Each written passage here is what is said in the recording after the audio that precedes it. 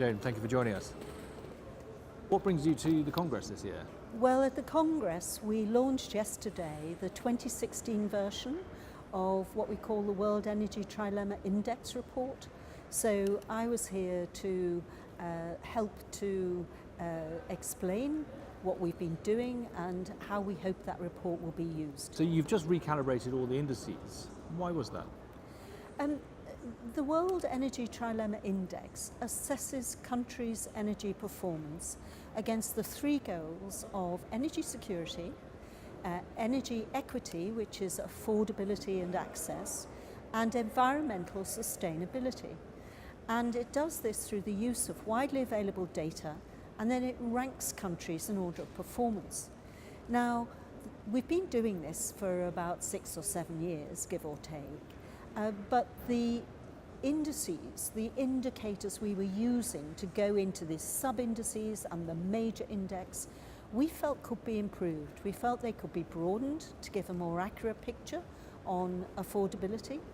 We felt they could be broadened to give a more accurate picture on energy security.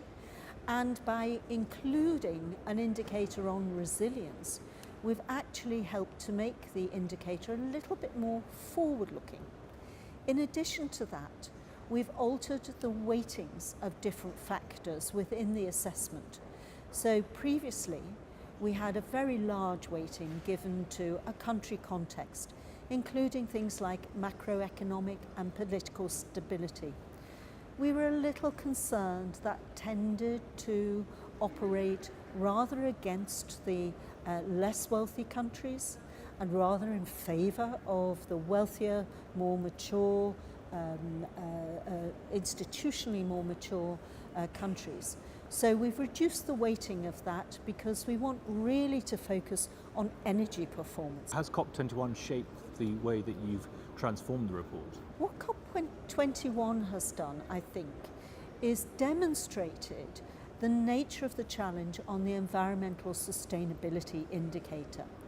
And previously we had some countries who would focus more on security and affordability and perhaps less on environmental sustainability. And I think it's well known that China achieved great things in delivering energy security, made huge progress in bringing modern energy services to hundreds of millions of its people whom it lifted out of poverty. But it paid less attention to environmental sustainability, and it's now got to rebalance. And its rebalancing is going to cost quite a lot, and it's actually going to be more difficult than if it had adopted a more balanced approach from the beginning.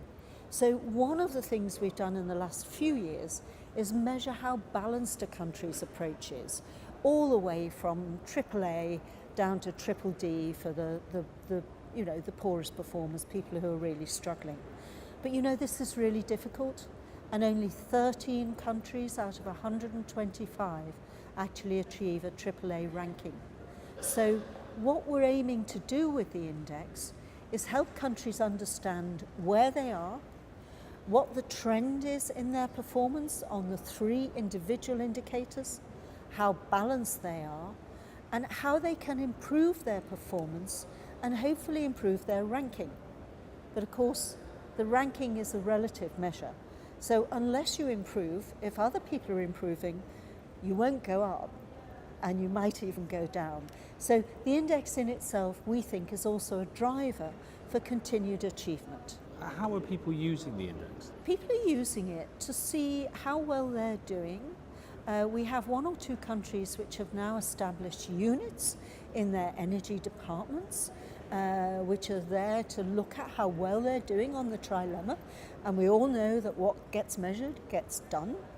But those people obviously are looking not only at their own performance, but what lessons can they learn from countries in similar circumstances, from neighbouring countries. And what can they do to collaborate with neighbouring countries to improve connectivity, to reduce cost and risk in their power systems, for example, to improve liquidity in their markets by greater accessibility across borders. So there are lots of things countries can do. There are lots of lessons to be learned from countries that are doing well. And I think that's one of the things that the index and the accompanying research report, which looks at case studies and interviews with business and political leaders, what that report shows them about the kind of progress that's been made in the past few years. So there's a big element of share and learn. There's a big element of share and learn. And I think the other element is nobody wants to be seen to be falling back. So I wouldn't use the phrase name and shame, because that's not what we're trying to do. But when you shine a light on what's happening, people really want to be seen to be doing the right thing. And so we think it's a great tool from that point of view. Scandinavia came out exceptionally well in the report. Why is that? I think there are a number of factors that contribute to Scandinavia's success. They've probably had the greatest focus on environmental sustainability for the longest period of any countries. They have very good institutional resources, so they're very well developed official machinery, including, for example, for consultation. They have a tradition of transparency. So you get good coordination between business and government and buy-in from citizens, which enables them to do some things that might be difficult for some other countries. A good example of that is that Denmark has a district heating scheme. Now, Denmark's number one, actually, in the index overall.